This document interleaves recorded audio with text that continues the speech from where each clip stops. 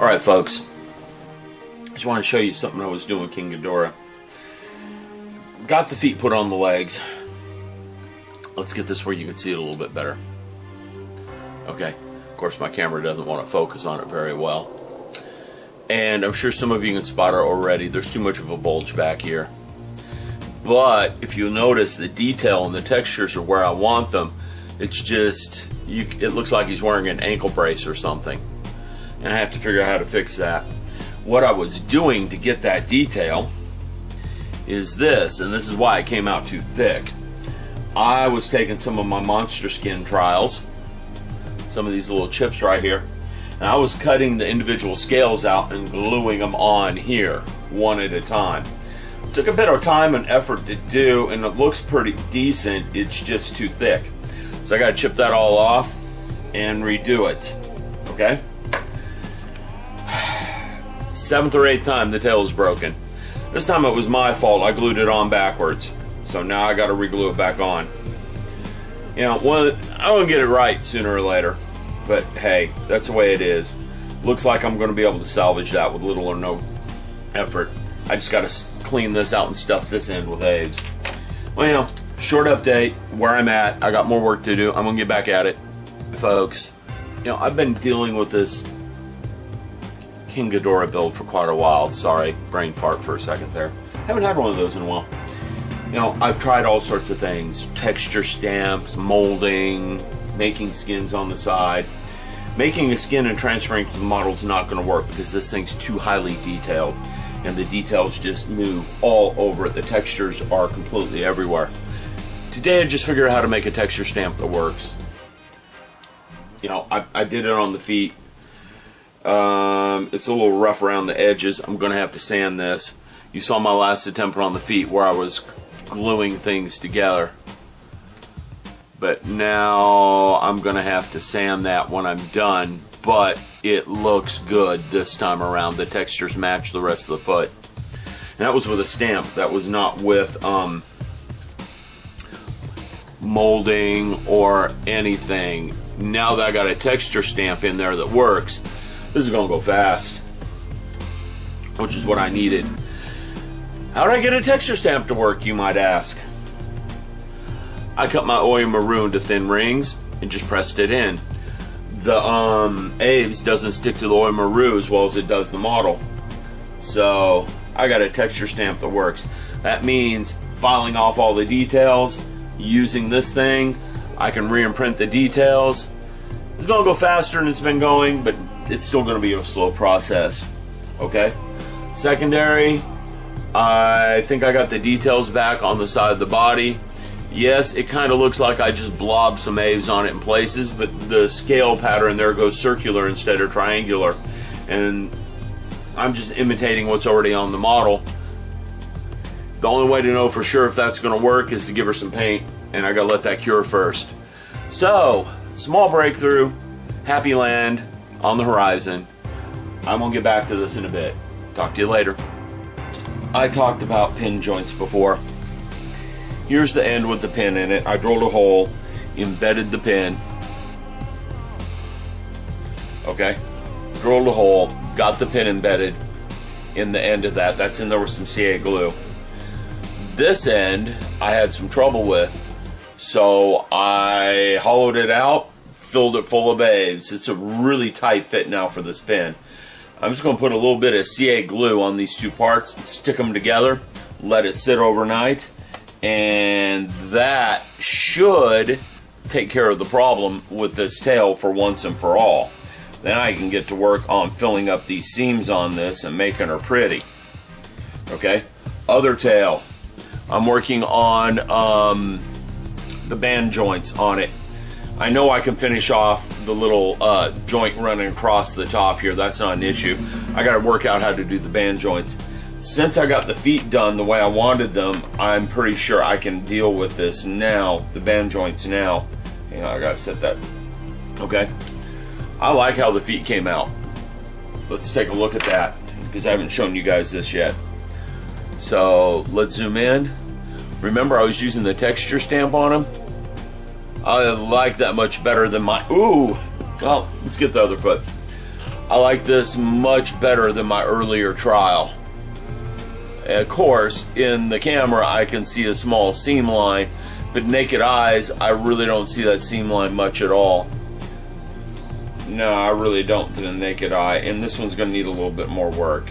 It looks kind of rough down around the edges. The other foot looks better. Let me pick it up off the floor, since the carpet monster thought it had a snack. Yeah, this other one looks a lot better down around the bottom. So I'll have to do some work on that one. I'll get something worked out in a bit. But anyhow, I have almost got the feet and legs done. The body I did another round of because I didn't like one side of it. The other side I did. The side I liked is right here. I like how that turned out. It's not really discernible that the seam's there. It matches in with the molding already. Yes, the rubber chicken body is going to soon not look like a rubber chicken anymore. I added a little bit more Aves spots here to kind of more imitate what was going on originally, to match more what this side came out on. And then when that's done, I can attach the feet. And then that just leaves me necks and tails and a little bit of work on the wings. I've already did a test fit on the wings. I'm going to have little or no seam filling on the wings. Okay? And I did a little bit of seam filling up here at the top. I forgot to show everyone that one, where the neck's attached to the rubber chicken body. And I think that's going to look okay, because you got to remember there's a big old neck that attaches right there, and you're not going to see too much of that anyhow, because it's going to be really busy in that area. So this is where I stand on it. I'll be back with an update in a bit. Folks, I'm going to show you the results of my texture stamping. Take me a bit to figure out the dynamics, so I'm going to share them. But look, let's let you guys see the end result here. There's that band around there, and that was done with a texture stamp. That was not done with the molding process that I detailed earlier to do the seam line around here. That's a good thing, because I gotta figure out how to do the seam filling around this curve. So here's the process. I put Aves on 1/2 only. I put it on there a little thick, thicker than I need it. I let it sit for 1 hour. Do not try this immediately. The Aves is still way too soft and won't conform to the mold. Your texture stamp has to be very small. You put it around the part and you pull the other ends of it really tight around this thing so it conforms really tight to the part. You hold it for a few seconds, you let it go, and you have that nice band pattern, and the scales are there. I mean, that's working far, far better than what I was doing along the top of this thing. So I'm going to be able to get these 2 bands done around this tail with little or no effort. This is great. The necks will be done tomorrow because this is working. It works very well. So I'll have all 3 necks done tomorrow, and I can put the heads on tomorrow and start attaching things to the body, figuring out where I'm going from there. So I might actually get this thing with all the seams done tomorrow, if I'm lucky and things go well. This is great. Oh, let me say one other thing. I prepared the area right here by filing off a lot of the surface detail. Let's see if you can tell that with the video. Yeah, you can see I got a good band right there where I removed surface detail to give this stuff some room to expand and fill out. Well, there you go. I finally licked this dang thing. So I'm ready to start working on this in hardcore detail and get her done. The other tail glued together, holding strong. I want to say Texturezilla. I want to say Texturezilla. I found your weakness. You're mine. I got you. Anyhow, this is good news.